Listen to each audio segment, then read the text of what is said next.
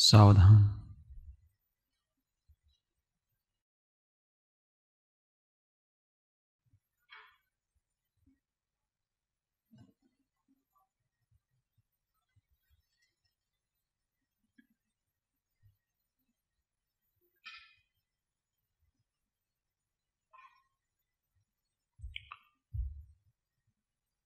गंभीर होने का प्रयत्न करें।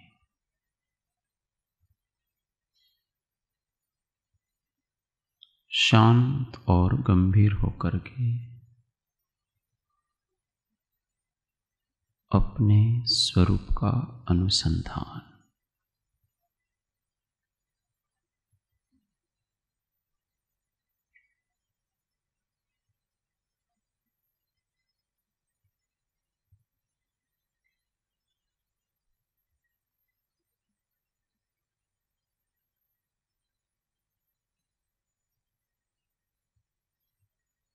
शरीर को एकदम से निश्चेष्ट, अपने श्वास की आवाज भी नहीं आनी चाहिए।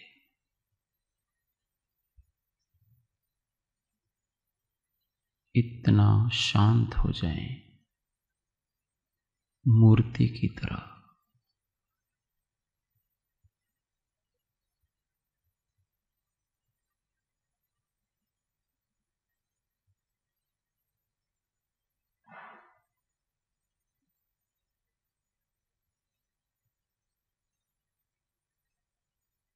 सब तरफ से चित्त को हटाकर अपने स्व के संवेदन में लगाएं।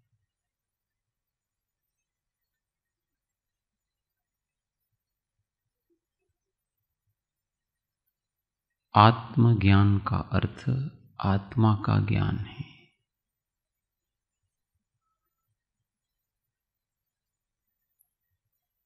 इंद्रियों से और मन से जो वृत्ति बाहर जा रही है उसको हटाएं।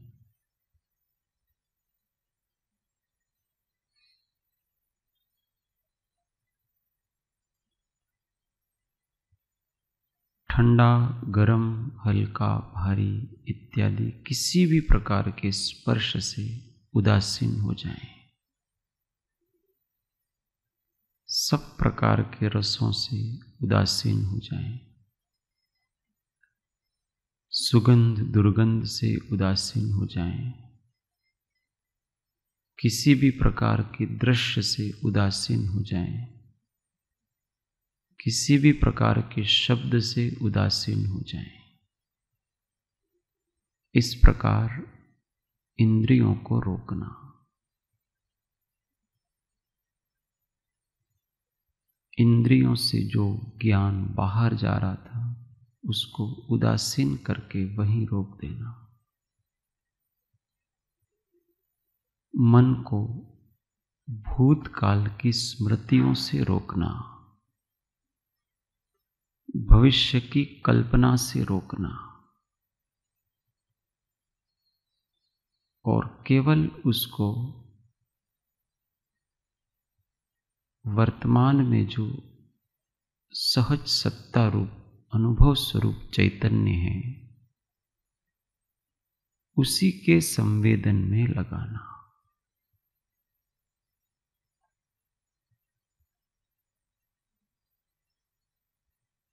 इस प्रकार मन का रोध करके मन को स्वरूप में विलीन कर देने का प्रयास करना।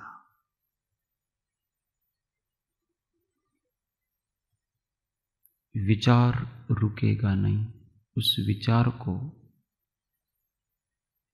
संवेदन की तरफ ढालने का प्रयत्न करना।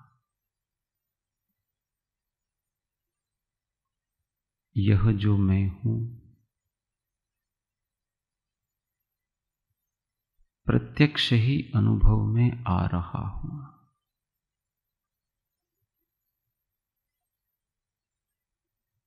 शरीर से रहित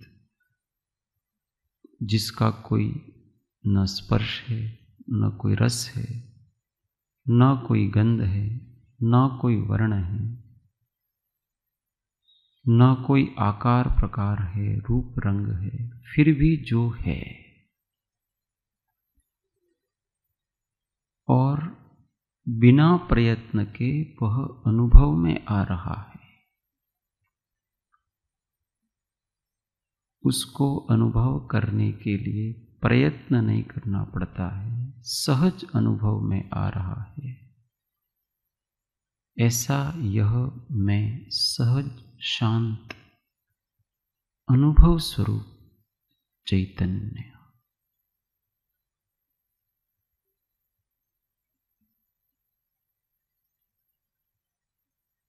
यह मैं हूं, वही मेरा स्वरूप है।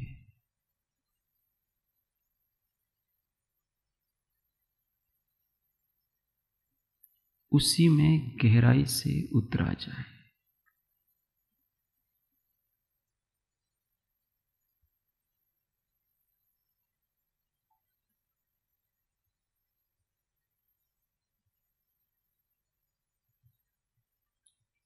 केवल शांत हों, कोई विकल्प न करें, केवल शांत होकर के अपने अस्तित्व की गहराई को अनुभव करें।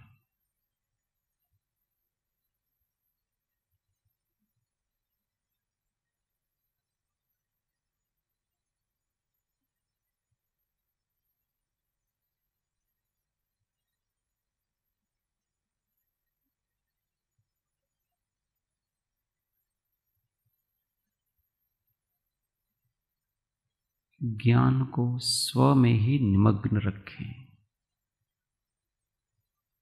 पर के विकल्प में उलझने न दें।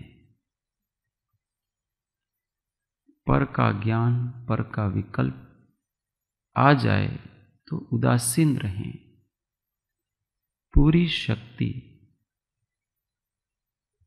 अनुभव स्वरूप अस्तित्व में लगाएं।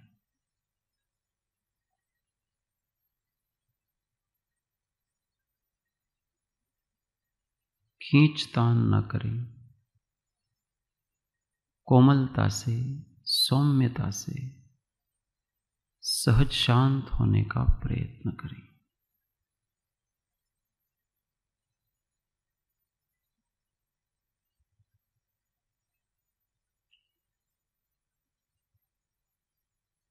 यह जो मैं हूं, वही मैं हूं। मैं कोई विशेष नहीं, मैं एक सहज सामान्य तत्व हूं।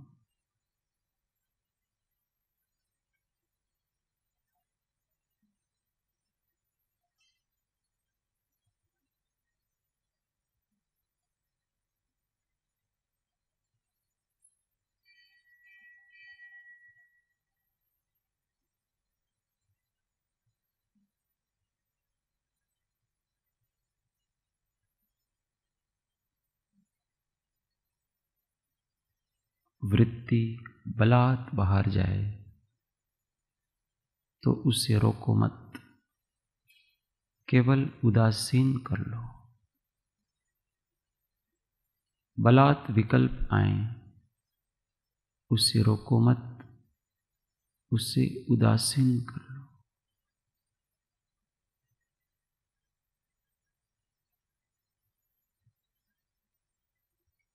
सहज होने में रुचि लो, शांत होने में रुचि दिखाओ।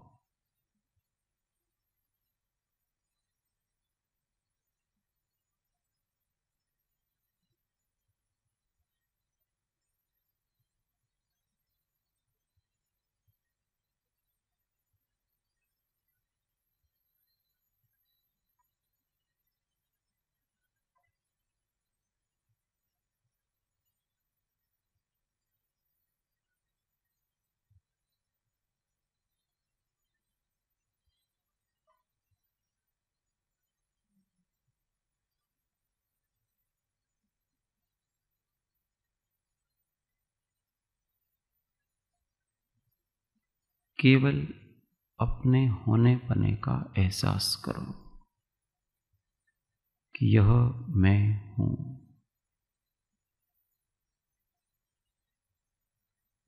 अनुभव स्वरूप नित्य प्रत्यक्ष।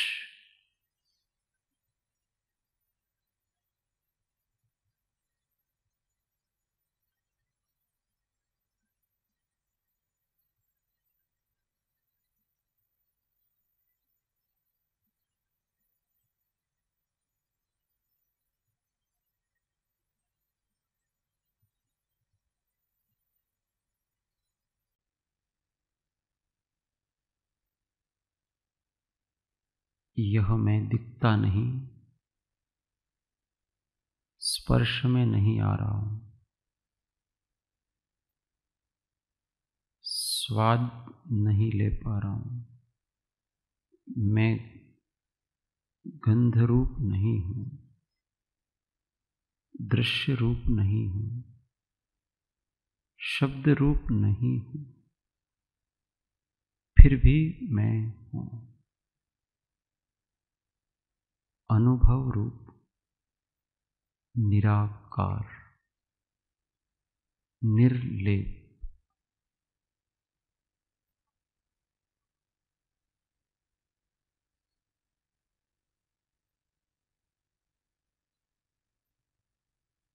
भाव स्वरूप, संवेदन स्वरूप।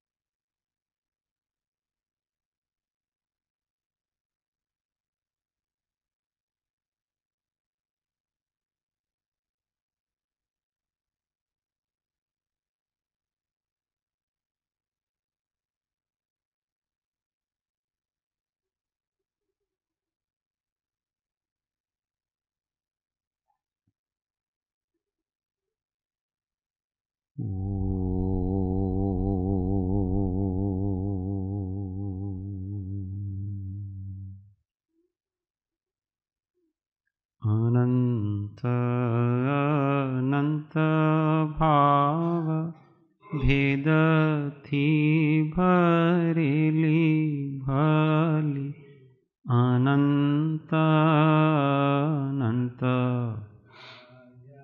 निक्षेपे व्याख्यानी छे सकल जगत हित कारिणी हारिणी मोह तारिणी भवाब्धि चारिणी प्रमाणी छे उपमा आप्यानी जेने तमारा खवीते व्यर्थ आपवाथी निज मापाई में मानी छे अहो राज चंद्र बाळ ख्याल नाथी पामताय जिनेश्वर ताणी जाणी तेणे जाणी छे गुरुराज ताणी वाणी जाणी तेणे जाणी मोक्षमार्गस्य नेतारं भेतारं कर्मभूभृतां ज्ञातारं विश्वतत्त्वानां वन्दे तद्गुणलब्धये वन्दे तद्गुणलब्धये। ओ जय जिनेन्द्र।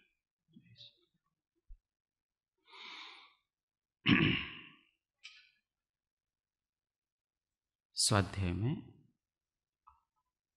श्री तत्वार्थ प्रबोधिनी अध्याय 1 सूत्र 2 पृष्ठ संख्या हिंदी में 34 गुजराती में 28। बात हुई कि सम्यक दर्शन को कैसे जाना जाए, कि हमको सम्यक दर्शन हुआ है अथवा दूसरे को हुआ है। तो यहाँ मुख्य बात आई स्वसंवेदन से। बाकी भी तरीका है, केवली भगवान पूरी तरह से जानते हैं, सर्वावधि ज्ञान से, परमावधि ज्ञान से जाना जा सकता है, पर मुख्य रूप से हमको जानना है तो स्वसंवेदन से जाना जा सकता है।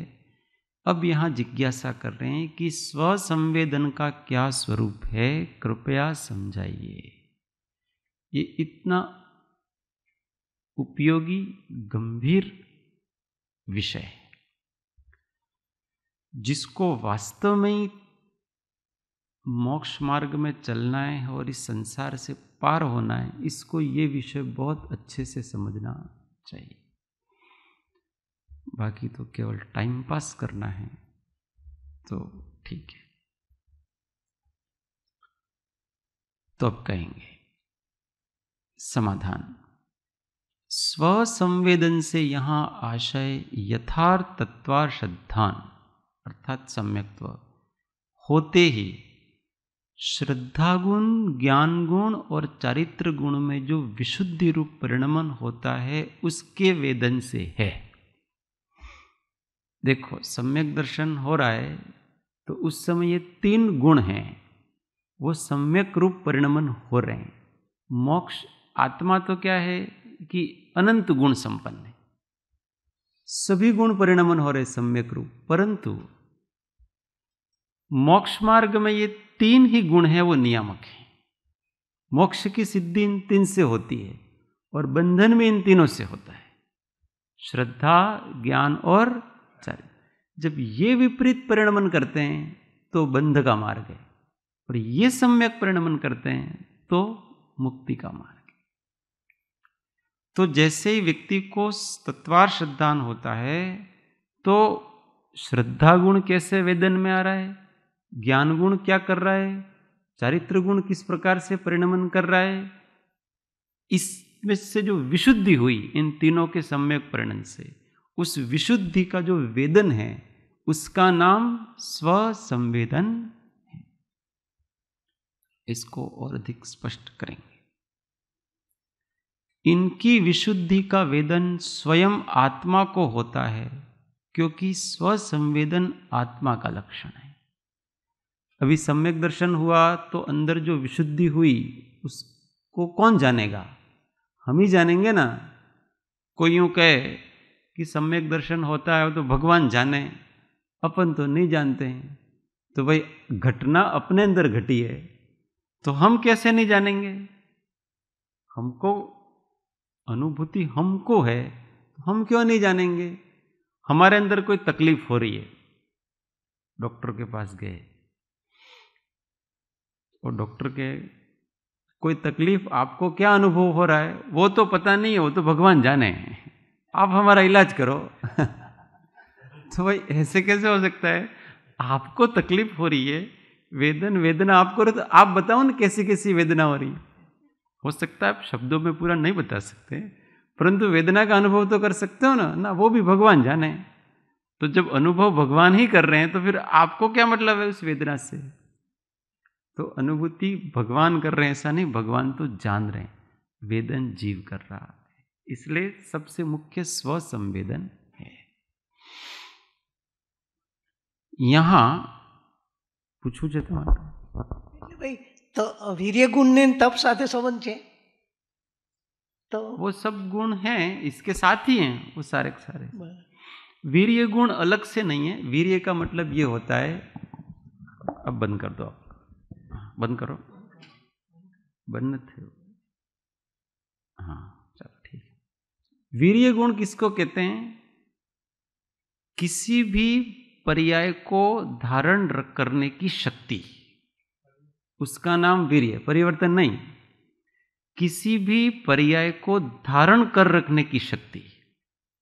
जैसे आप लगातार किसी वस्तु को जानना चाहते हैं, कितनी देर तक जान सकते हैं वो आपके वीर्य के ऊपर डिपेंड करेगा, वो सामर्थ्य वीर्य देगा। आप श्रद्धा करना चाहते हैं, कितनी देर तक आपकी श्रद्धा रह सकती है उस पर, ये वीर्य गुण करेगा। आप स्थिर होना चाहते हैं, आप कितनी देर तक स्थिर हो सकते हैं, ये वीर्य गुण के ऊपर डिपेंड है। इसलिए वीर्य सबका आधार है। अगर शक्ति नहीं है तो न तो आप ज्ञान कर सकते हैं, न श्रद्धा कर सकते हैं, न स्थिरता कर सकते हैं, कुछ भी नहीं कर सकते हैं। वीर्य सबका आधारभूत गुण होता, उसको वीर्य कहते हैं। वीर्य कोई अलग से वस्तु नहीं है। पर्याय को जो स्वरूप निवर्तनात् वीर्य, जो स्वरूप की रचना करता है उसको वीर्य कहते हैं, वो वीर्य शक्ति का है उसको। तो स्वरूप का मतलब जो द्रव्य स्वभाव है उसको पर्याय में धारण करता है। उस धारण करने में जो आधारभूत सामर्थ्य है, उस सामर्थ्य का नाम वीर्य कहलाता है। तो वो तो सब जगह सब में काम करता है। यहां श्रद्धा ज्ञान चारित्र्य की विशुद्धि से श्रद्धा गुण की तो पूर्ण शुद्धि, वेदक सम्यक्त्व को छोड़कर। इधर वेदक सम्यक्त्व में थोड़ी अशुद्धि होती है। वेदक सम्यक्त्व का मतलब होता है, वेदक सम्यक का क्या मतलब होता है हंसाबेन? वेदक सम्यक्त्व, रीटाबेन, वेदक सम्यक्त्व किसको कहते हैं? 3 प्रकार के सम्यक्त्व हैं, उसमें वेदक सम्यक्त्व किसको कहते हैं? हाँ वीणाबेन,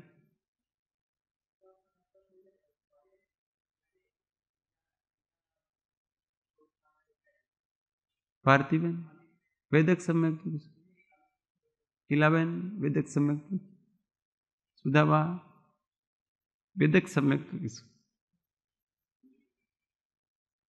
हाँ बोलो, अभी कौन बोला? कोई धीरे से बोलो। क्षयोपशम, यस। तो क्षयोपशम सम्यक्त्व का ही दूसरा नाम वेदक सम्यक्त्व है। कितनी बार अपन इसको, जब हम स्वाध्याय में बैठते हैं, सीखने की अभिलाषा से बैठना, टाइम पास की अभिलाषा से नहीं बैठना। स्वाध्याय भरना नहीं है अपने को। તમે એમ કહો છો કે કાર્યક્રમમાં આવવું જોઈએ એટલે અમે કાર્યક્રમમાં ऐसा सोच के मत आओ आप। घर पे ही रहो, कोई दिक्कत नहीं। परंतु हम किसी में करें, उपयोग लगाएं तो हमको कैसे, कोई बात 1000 बात बताई जा रही है, वो कैसे न अपने को नहीं आ सकती, ये समझो। इस बात को सैकड़ों बार बताया गया होगा कि क्षयोपशम सम्यक दर्शन क्या है, तो इसको वेदक सम्यक्त्व क्यों कहते हैं? आता जाता इसलिए नहीं क्योंकि इसमें वेदन हो रहा है। किसका वेदन हो रहा है? सम्यक्त्व मोहनीय का वेदन हो रहा है यहां, इसलिए शुद्ध सम्यक्त्व नहीं है। सम्यक्त्व मोहनीय जो प्रकृति है ना, दर्शन मोहनीय की 3 प्रकृतियां हैं, मिथ्यात्व मोहनीय, मिश्र मोहनीय और सम्यक्त्व मोहनीय। तो मिथ्यात्व मोहनीय का वेदन नहीं हो रहा है, मिश्र मोहनीय का वेदन भी नहीं हो रहा है, सम्यक्त्व मोहनीय है उसका वेदन हो रहा है। इस कारण से इसमें चल, मल और अगाढ़, ये 3 दोष लगते हैं। इन 3 दोषों के कारण से सम्यक्त्व थोड़ा मलिन हो रहा है, चल विचल हो रहा है, इसको वेदक सम्यक्त्व कहते हैं।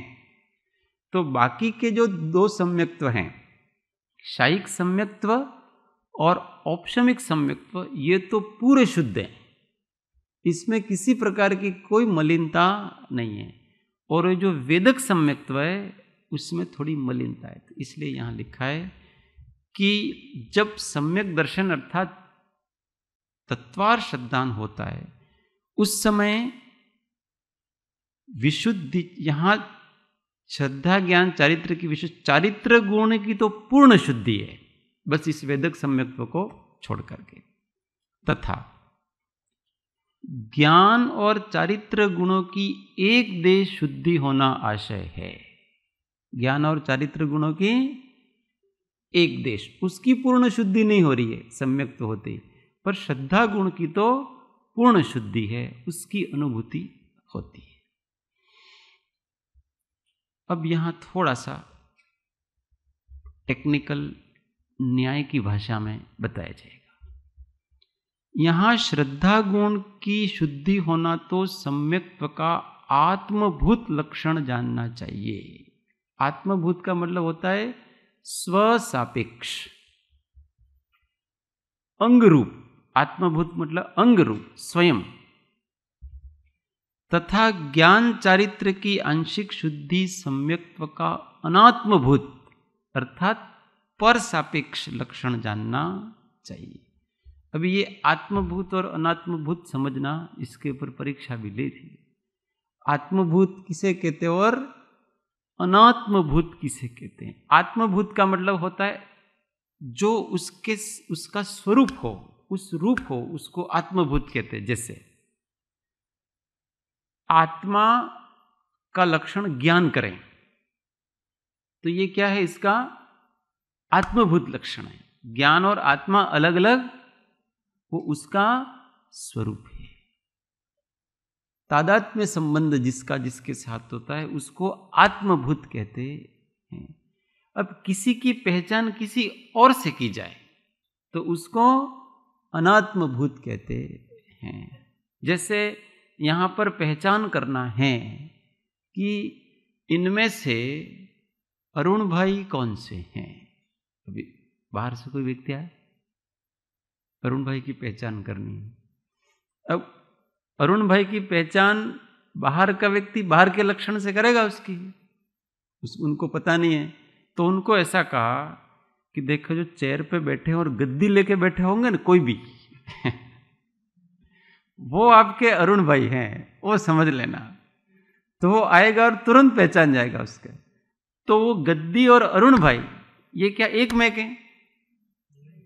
वो अलग अलग हैं, फिर भी सब में उनकी पहचान इससे हो रही है, इसलिए उसको अनात्मभूत कहते हैं। लक्षण तो है क्योंकि दूसरों से वो इस कारण से भिन्न आते हैं, इसलिए पहचान तो हो जाएगी इससे अपनी, परंतु ये किससे? पर के सापेक्ष अरुण भाई की पहचान की अपना। उसी प्रकार से ये श्रद्धा ज्ञान चारित्र है। तो श्रद्धा गुण की जो परिणति है वो तो तत्वार श्रद्धान की अपना गुण है, स्वसापेक्ष है, वो आत्मभूत है। परंतु उस समय ज्ञान गुण और चारित्र गुण की परिणतियां है वो अनात्मभूत है। जिस समय तत्वार श्रद्धान होता है उस समय जो श्रद्धा परिणमित हो रही है वो तो स्वयं वही हो रहा है और कोई नहीं है, पर उस समय जो ज्ञान गुण उस समय कैसा है, अगर उस ज्ञान के सापेक्ष उसकी पहचान करेंगे कि भाई सम्यक दर्शन होता है तो ऐसे आत्मा की अनुभूति होती है। तो आत्मानुभूति और सम्यक दर्शन इन दोनों का साहचर्य है। आत्मानुभूति पूर्वक ही सम्यक दर्शन होता है, परंतु आत्मानुभूति सम्यक दर्शन नहीं है, क्योंकि आत्मानुभूति किसका लक्षण है? अनुभूति और ज्ञान का लक्षण है। अनुभूति है वो ज्ञान का लक्षण है, इसलिए ज्ञान के सापेक्ष कहा गया। समझ में आ रहे हैं कि आत्मानुभूति सम्यक दर्शन जब ऐसा कहा जाएगा तो वो उसका आत्मभूत लक्षण नहीं है, उसका अनात्मभूत लक्षण है, परंतु वो होता है नियम से, इसलिए उसको कहा जा रहा है कि वही इस प्रकार से आत्मानुभूति को सम्यक दर्शन कहते हैं।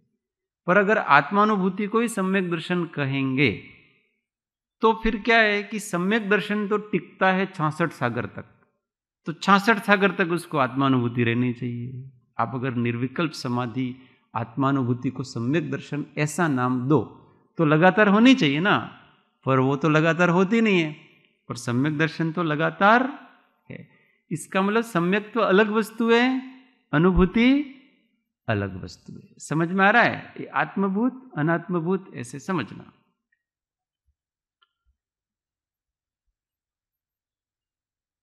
अब सम्यक्त्व होते ही, अर्थात इन 3 गुणों का सम्यक परिणमन होते ही तीनों में क्या घटित होता है, अर्थात तीनों गुणों की कैसी दशा वेदन में आती है, इसकी चर्चा करते हैं। अब इसकी चर्चा करें। सबको समझ में आ रहा है? ऊपर ऊपर जा रहा है तो पढ़ना छोड़ देंगे अपन। 1000 बार पूछ लेना, पर समझ बराबर डेवलप करना। 1000 बार मैं जवाब दूंगा, 1000 बार मैं ऐसे ही जवाब दूंगा, कभी नहीं कहूंगा कि आप बार बार क्यों पूछते हो, मेरे को थक जाऊं पर मैं जवाब बराबर दूंगा, पर कम से कम हमारे दिमाग में बैठना चाहिए। पहले शुरू में बताया गया कि अगर सम्यक दर्शन जिससे हो रहा है उसको स्वानुभव रहता है, मतलब कि श्रद्धा भी जाती है और चारित्र और ज्ञान का भी अंश में श्रद्धा होती है, तो वो उसको प्रति मतलब कि एक उसका नॉलेज में उसके ख्याल में आ ही रहा है। तो जिसको नहीं है तो उसको तो ये पता भी नहीं है और मिथ्या दर्शन है वो भी पता नहीं है, तो उसको क्या कहा जाए? जिसको आत्मदर्शन नहीं हुआ है उसको तो मिथ्या दर्शन ही है, इसमें वो भी नहीं पता है कि मुझे मिथ्या दर्शन है। ऐसे ही वो ज्ञान तो होना चाहिए ना, कम से कम उतना तो कि अभी मुझे नहीं हुआ है ऐसा, कम से कम वो तो उसको ज्ञान होगा ही, कैसे नहीं होगा? हर एक को ज्ञान हो गई अपना। बिल्कुल अनजान है लोग में, 800 करोड़ लोगों में से बहुत से लोगों को ये बात ही मतलब कि अनजानी तो ऐसा है। आप ऐसा पूछ रहे हो कि वो संसार में रचे पचे, उनको दर्शन चाहिए ही नहीं ना, इसलिए उनको कुछ पड़ी ही नहीं है। आत्मज्ञान क्या है ना अनात्म ज्ञान क्या है, उनको कुछ नहीं पड़ी है, निगोदिया जीवों की तरह, उनको चाहिए ही नहीं। इसलिए अपने को उनसे क्या लेना देना। किसी को अपने अज्ञान का भी पता नहीं है, क्योंकि वो ज्ञान पाना चाहते नहीं। जो ज्ञान पाना चाहेगा ना वो अज्ञान की जानकारी करेगा, यार मैं अभी अज्ञानी हूं। परंतु जिसको ज्ञान नहीं पाना है वो तो कभी अपने अज्ञान के बारे में सोचेगा ही नहीं। क्यों सोचेगा? वो जिसको भी सुखी होना है उसी को दुख का अनुभव होता है।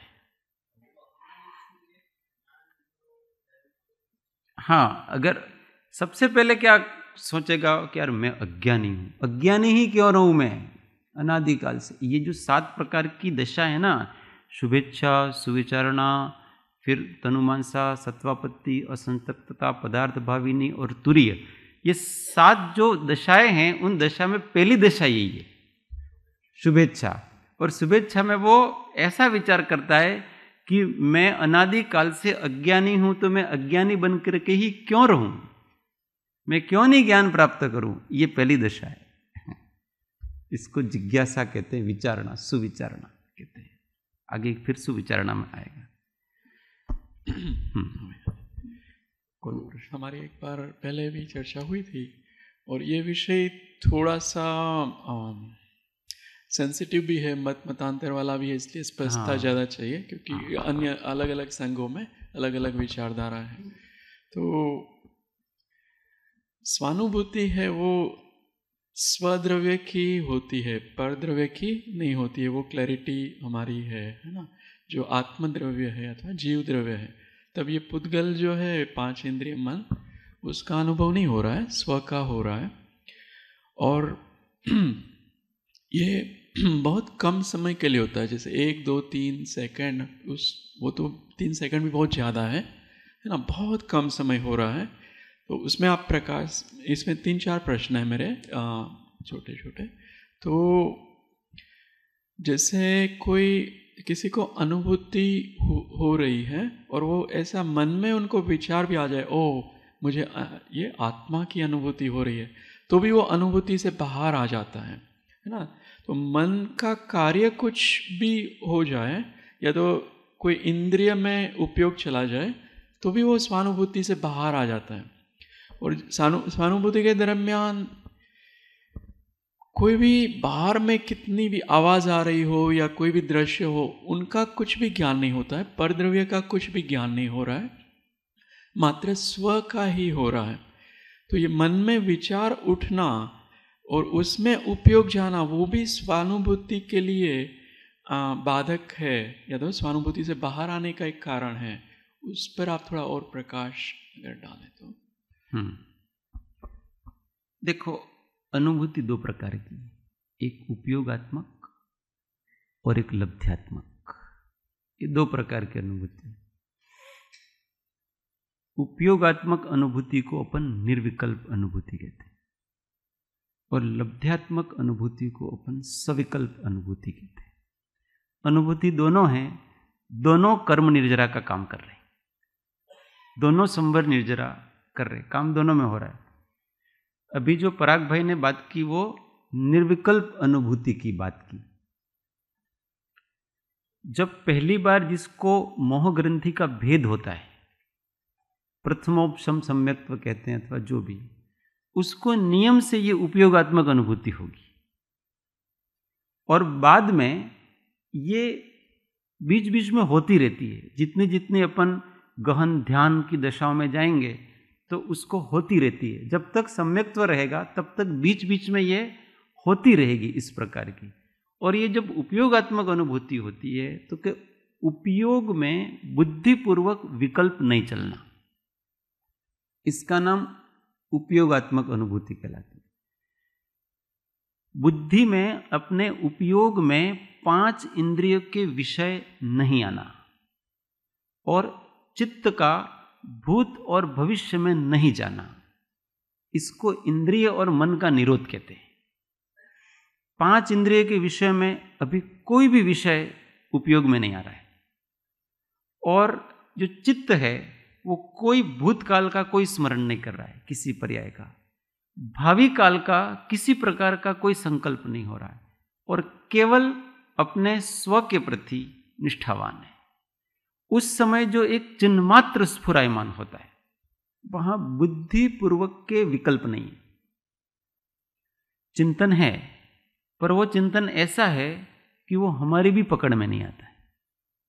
विचार तो है ना, पर वो हमारे भी पकड़ में नहीं आता है। उस विचार में जो हमारा, जिसका विचार कर रहे हैं, उस विचार में जो भाव है ना, वो हमारा भाव ही पकड़ आता है, इसलिए पूरा चेतना अनुभव रूप हो जाता है। तो वहाँ एकमात्र अनुभूति है और वहाँ एक शांति, निराकुलता, निरवता, एक सहज आनंद की अनुभूति। जब इस प्रकार की अनुभूति होती है तो आत्मा को अंदर ऐसा विकल्प नहीं है कि ये अनुभव मेरे को हो रहा है, मैं उसको अनुभव कर रहा हूं, ऐसा द्वैत नहीं है। वहां अद्वैत है, वहां केवल एक अनुभूति है। बाद में जब वो सविकल्प अवस्था में आएगा तब वो द्वैत होगा कि यार आपको अभी आप एकदम डीप ध्यान में चले गए थे, आपको कैसा अनुभव हुआ? तो वो क्या बताएगा? हम कुछ नहीं जानते हैं, हम केवल इतना जानते हैं कि वहां एक अनिर्वचनीय आनंद था। इसके अतिरिक्त हम कुछ नहीं जान सकते, क्योंकि उसका संवेदन आनंद के रूप में होता है, शांति के रूप में होता है, निराकुलता के रूप में होता है। और किसी प्रकार का कि वहाँ ऐसा नहीं था कि मैं ऐसा विचार कर रहा था और फिर मेरे को एकदम से चमकारा हुआ ने, बहुत सौ को चमकारे होते हैं, और फिर विस्फोट हुआ ने, ऐसा हुआ ने, वैसा हुआ ने, ऐसा कुछ भी नहीं है। वहाँ एकदम शांति है, निस्तरंगता है, और उसका संवेदन इस जीव को होता है। वहाँ विचार किसी प्रकार का चल नहीं रहा। इस प्रकार का जब संवेदन होता है किसी जीव को, मोह कर्म का जब उपशम होता है जब भी, तो ऐसा संवेदन होता है। इसके बाद इसका इफेक्ट बना रहता है। तो उसका जो मति ज्ञान है और शुद्ध ज्ञान है, वो विशिष्ट प्रकार की विशुद्धि को प्राप्त होता है। उतना क्षयोपशम हमेशा उसका विशुद्ध हो जाता है। तो उसकी वृत्ति सहज अंतर्मुख रहा करती है। फिर अब बाहर की प्रवृत्तियां चल रही हैं, अब इंद्रिय विषयों का भी ज्ञान है, मन भूतकाल का भी स्मरण कर रहा है, भावी की कल्पनाएं भी बन रही हैं, सब हो रहा है, परंतु उसकी इतनी विशुद्धि होगी है मति श्रुत ज्ञान की कि एक विशिष्ट प्रकार की दशा बन गई है। वो जो उसकी अनुभूति है वो हमेशा बनी रहती है। उसको लब्ध्यात्मक अनुभूति कहते हैं, लब्धि रूप अनुभूति कहते हैं, और वो भी ज्ञान गुण की ही पर्याय है, क्योंकि वो भी अनुभूति है ना, इसलिए वो भी ज्ञान गुण की ही पर्याय है। ये सब इसमें आएगा।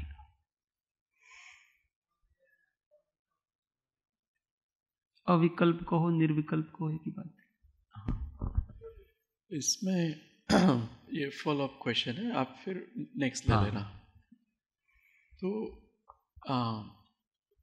आपने जो आनंद बताया वो अनुभूति में होता है, वो अतीन्द्रिय आनंद है, अतीन्द्रिय सुख के साथ जो आनंद है। और जो चैतन्य है, शुद्ध बुद्ध चैतन्य घन, वो चेतना का जो भी अनुभव साथ में चल रहा है ना, वो चेतना जो है और आनंद भी है, ऐसी अनुभूति में, निर्विकल्पता में। देखो ऐसा है, चेतना अनुभव करने वाला है। चेतना का काम क्या है? अनुभव करना। अनुभव में आएगा क्या? आत्मा। उस चेतना के साथ चेतना स्वयं को भी अनुभव कर रहा है, अनुभव स्वयं का भी अनुभव कर रहा है, और अनुभव पूरी चेतना को अनुभव कर रहा है। तो उस समय क्या होता है? ज्ञान रूप हो रहा है, और कोई विकल्प नहीं उसके। और वो ज्ञान है, वो अपना आत्मा जैसा है वैसा वैसा अनुभव कर रहा है। तो वो सुख गुण का भी अनुभव कर रहा है, वो वीर्य गुण का भी अनुभव कर रहा है, वो चरित्र गुण का भी अनुभव कर रहा है, वो दर्शन गुण का भी अनुभव कर रहा है। सबको वो ज्ञान जान रहा है, और अपने आप को भी जान रहा है। अपने को जो अनुभव हो रहा है ना, तो जीव को सबसे उसकी जो अनुभूति में आता है, वो बाकी को तो जानता है, पर अनुभव सुख का होता है। अनुभूति होती है वो सुख की हो रही है। इससे पता पड़ेगा कि मेरी इतनी शांति, इतनी निराकुलता, ये पता पड़ेगा उसको। और जब आत्मा स्व पर प्रकाशक पूर्ण स्वभाव प्रकट हो जाएगा, उस समय उसको सभी गुण जैसे जैसे हैं वैसा पता पड़ेगा। पर जब तक स्व पर प्रकाशकपना पूर्ण नहीं होता है, उस समय तक उसको निर्विकल्प समाधि में केवल अनुभूति एक विशिष्ट प्रकार के आनंद गुण की ही होती है, एक आह्लाद की ही अनुभूति होती है। उस आह्लाद में सारे कर्म नष्ट हो जाते हैं। आत्म देह विभाग थी उपजो जहां आह्लाद। आत्मा और देह का विभाग होता है तो क्या उत्पन्न होता है? आह्लाद उत्पन्न होता है, एक चिन्ह मात्र स्फुरायमान होता है। अपनी भाषा में ना, पाताल को वो फूटे कहीं एकदम से वो उठता ना, ऐसे ही आनंद फूटता है, पर वो हर्ष वाला आनंद नहीं है, वो एकदम शांत निराकुल चेतना की अवस्था है। तो ज्ञान तो वो आनंद का अनुभव कर रहा है, वही ज्ञान है, और कोई ज्ञान का स्वरूप नहीं है। ज्ञान साधन है, आनंद साध्य है। साधन क्या करेंगे हम, प्रयत्न क्या करेंगे पता है, पुरुषार्थ क्या करेंगे, आनंद का नहीं करेंगे, पुरुषार्थ करेंगे हम ज्ञान रूप रहने का। ये जो सहज ज्ञाता है वो मैं हूं, बिना प्रयत्न के जो जानता है वो मैं हूं, ऐसा हमारा प्रयत्न ऐसा रहेगा। और अनुभव में क्या आएगा, उससे आनंद अनुभव में आएगा। इससे पता पड़ता है कि अब मेरे को वास्तविक आत्मा का अनुभव हुआ। तो वहां अनुभव ज्ञान को तो करता ही, इसमें कोई। हाँ, और एक आखिरी प्रश्न, जैसे कृपाणु देव को 1947 में जो अनुभूति हुई, जो लिखा गया, तो वो तब मैं अज्यूम करता हूँ कि चौथे गुण स्थान में थे या पंचम गुण स्थान में होंगे। तो वहाँ पर भी ये सिद्ध होता है कि चौथे और पांचवें गुण स्थान में स्वानुभूति हो सकती है। कुछ संघों में वो मुनि महाराज को ही बताई है। तो ऐसा उन लोगों ने इसलिए बताया होगा कि वो अनुभूति थोड़ी विशेष विशुद्ध है सातवें गुण स्थान वाली, इसलिए ऐसा बताया कि चौथे में नहीं हो रही है। देखो, उपयोगात्मक अनुभूति चौथे गुण स्थान में भी होती है, मोह ग्रंथि का भेद होता है, पांचवें में भी होती है। जितने भी वर्तमान में आगम है ना, जो आपका प्रश्न है कि इसमें मतभेद है, कोई मानते हैं कि सातवें में ही होती है, सभी के सभी मुख्य रूप से मुनियों को प्रबोधन करके लिखा गया है। चाहे तो वो समय सार हो, चाहे तो कोई भी हो, उसमें श्रावकों के बारे में बहुत कम लिखा गया है। थोड़ा बहुत श्रावकाचार है, उसमें से भी कभी अनुभूति की बातें, स्वसंवेदन की बातें ऐसी नहीं लिखी गई है। इसलिए नहीं लिखी गई है, इन बातों को वहां बड़ा चढ़ा करके बताएंगे तो कोई आगे नहीं बढ़ेगा इसलिए। बाकी सर्वथा होता नहीं है, ऐसा नहीं है। जयसेनाचार्य की जो तात्पर्यवर्ती वगैरह टीका है, उसमें उसका स्पष्ट उल्लेख भी है। स्पष्ट उल्लेख नहीं है ऐसा भी नहीं है, परंतु गौण वस्तु को बहुत बढ़ाना चढ़ाना नहीं चाहिए। जो गौण है उसको गौण ही रखना, नहीं तो क्या है, गौण वस्तु को बढ़ाएंगे ना तो व्यक्ति आगे ही नहीं बढ़ेगा। जब तक मेरे को ये नहीं होगा तब तक मैं कुछ नहीं करूंगा, ऐसा वो व्रतों के प्रति निष्ठाएं खत्म हो जाएगी, संयम के प्रति निष्ठाएं खत्म हो जाएंगी। ये ना होनी चाहिए, बस इतना है। बाकी होता है तो होता ही, हम सब प्रयोग करके देखेंगे तो होगा सही दिशा में। चारित्र नहीं है मतलब बाह्य चारित्र नहीं है, बाहर में दिखे वैसा चारित्र नहीं है, बाकी चारित्र भी है।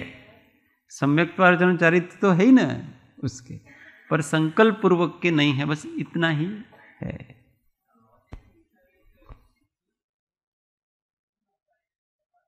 हाँ, परंतु जो प्रथमोपशम सम्यक्त होता है, मोह ग्रंथि का भेद होता है, उस समय तो प्रचुर होता है, बहुत गहरा होता है। ऐसा भी नहीं है कि मने कांईक थयो पण शू थयो खबर न पड़ी, ऐसा नहीं है। वहां तो बहुत जबरदस्त मामला है, वहां तो हाई वोल्टेज है, क्योंकि अनादि से ऐसी अनुभूति जीव को कभी नहीं हुई। मोह ग्रंथि जब मिथ्यात्व ग्रंथि जाती है और अनंतानुबंधी ये ग्रंथि है, ये ग्रंथि जब जाए और उससे आत्मा की विशुद्धि होती है तो उसकी एक अलग ही प्रकार की अनुभूति होती है। तो वो हो और पता ना पड़े, ऐसा नहीं हो सकता। प्रभु, पराग भाई ने बताया कि 3 सेकंड के लिए अनुभव होता है। 3 में 1 सेकंड के लिए भी होता है? नहीं, यानी मैक्सिमम प्रॉब्ली। मैक्सिमम ऐसा कुछ नहीं है, नहीं है ना, इनमें समय का कुछ नहीं है। परंतु इस काल में आत्मानुभूति ऐसी निर्विकल्प उपयोगात्मक अनुभूति, उसका समय कम होता है। 1 सेकंड भी होता है, आधे सेकंड भी होता है, पर अगर आधे सेकंड भी हुआ तो वो आपको इतना स्पष्ट है। यानी उसके बाद जो ठंडक लगती है, शांति लगती है और आनंद, हाँ, कोई ऐसा कभी नहीं हुआ। सारे भ्रम समाप्त हो जाते हैं। वो आफ्टर इफेक्ट्स है, ये आफ्टर इफेक्ट है। अच्छा, ये अनुभव की आफ्टर इफेक्ट नहीं, अनुभूति के समय वो है। अच्छा, अनुभूति के समय वो है, पर बताने वाला नहीं है वहां, बता बाद में रहे, बताने वाला तो वाणी में तो बाद में आएगा ना। हाँ।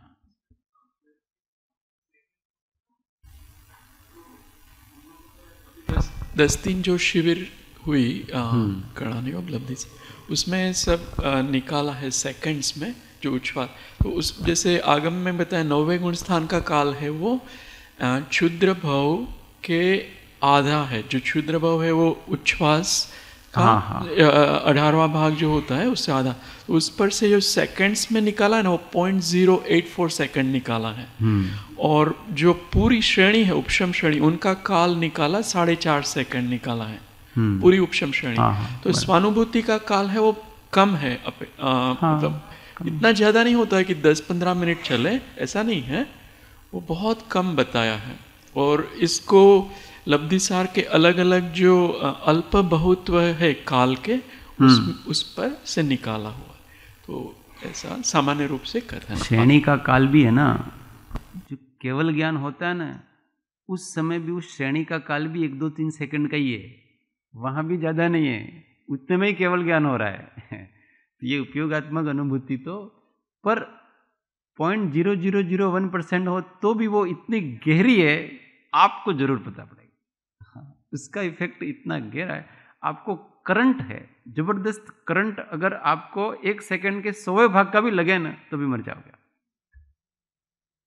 वो जो साइनाइड होता है ना, साइनाइड, वो आप जीभ पे स्पर्श करो 1 सेकंड के कितनेवा भाग में तो वो व्यक्ति मर जाता है। ये साइनाइड जैसा अनुभव है इसका, ये केवल अनुभव से जाना जाता है। हाँ। अभी जो बताया कि प्रथम जो सम्यक दर्शन निश्चय हो रहा है उसमें ज्ञान आत्मा का भी अनुभव करता है और सुख आनंद का करता है। आत्मा तो बहुत गुणों का बना हुआ है, तो बाकी गुणों का आंशिक रूप से ही होता है या क्या, किस तरह से? जो जितना सम्यक रूप परिणमन हुआ है उतना सबका अनुभव है, ज्ञान सबको जानता है उसको।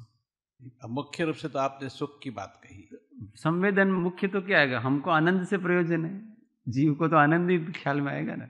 और भगवान भी क्या है, आनंद ले रहे हैं, बस आनंद चाहिए हमको और कुछ नहीं चाहिए, बाकी सब हो न हो अपने क्या मतलब है उससे। होता ज्ञान सबका होता है, परंतु मुख्य रूप से अपने को जो समाधि है उसमें आनंद का वेदन होता है। ऐसा नहीं होता कि वहाँ वीर्य गुण इतना उल्लसित हो रहा था, वहाँ चारित्र गुण ये हो रहा था, ऐसा कुछ नहीं होता है।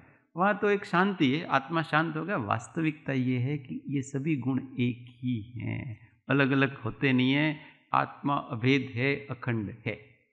ये जब समझ में आ जाएगा तो सब समझ में आ जाएगा। અહીંયા આપણે જે કહ્યું કે શ્રદ્ધા ગુણની તો પૂર્ણ શુદ્ધિ વેદક સમ્યક્તોને છોડીને, એટલે શ્રદ્ધા ગુણ તો પૂર્ણ થઈ ગયો।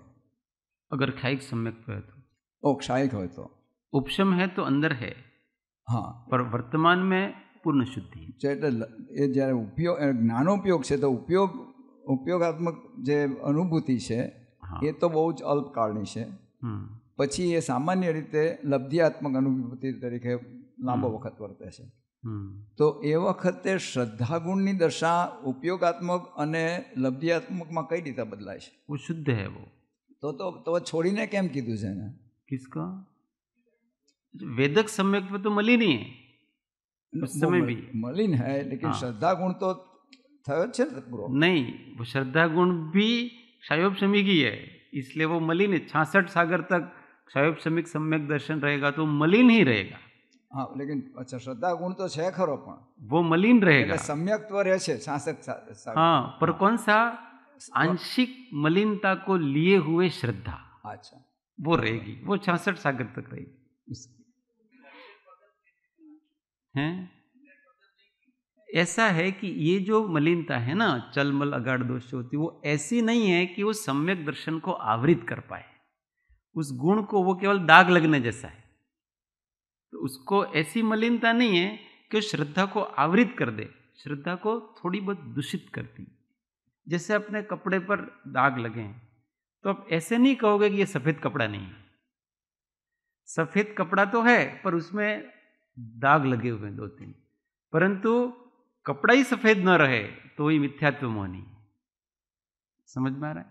तो यहाँ तो कपड़ा तो सफेद है ही, श्रद्धा तो है ही, पर उसमें थोड़ी बहुत, और वो भी जो हो ना, वो भगवान ने देखा है, चलमल अगाड़ दोष, उसका भी कोई विशेष आगम में वर्णन नहीं है।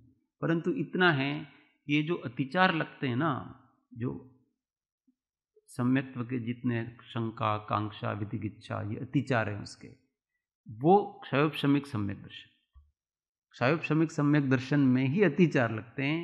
क्षायिक और औपशमिक सम्यक्त्व में अतिचार नहीं लगते हैं। तो ये 25 दोष पूरे के पूरे हैं, वो सब क्षयोपशमिक सम्यक्त्व के अतिचार की गिनती में आते हैं, दोष सहित। એટલે જ્યારે લબ્ધ્યાત્મક અનુભૂતિ હોય છે ત્યારે જ્ઞાન ગુણની તો અનાત્મભૂત અનુભવ છે, वो लक्षण है उसका, લક્ષણ એનો અનાત્મભૂત એવો कि भाई आपको सम्यक दर्शन हुआ, कैसे पता पड़ेगा? आपको आत्मानुभूति होनी चाहिए। अगर आपको ऐसी आत्मानुभूति हुई है तो आपको सम्यक दर्शन हुआ है, तो उस ज्ञान से पता चला कि ये सम्यक तो हुआ है। ऐसा श्रद्धा तो निर्विकल्प, अभी आएगा श्रद्धा का वर्णन, बहुत सुंदर ढंग से श्रद्धा गुण की परिणति को बताएंगे।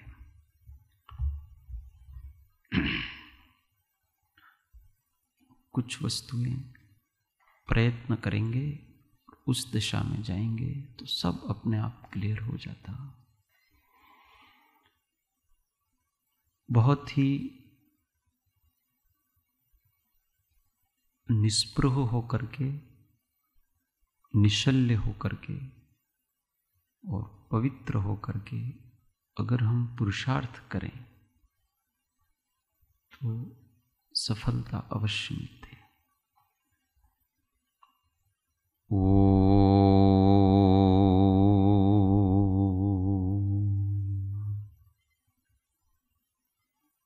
सुख धाम अनंत सुसंत चहि, दिन रात्र रहे तध्यान, पर शांति अनंत सुधामय, प्रणमो पद तेवरते, ओ प्रणमो पद तेवरते।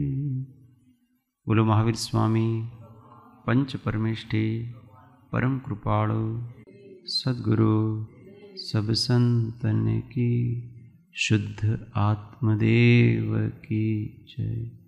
ओम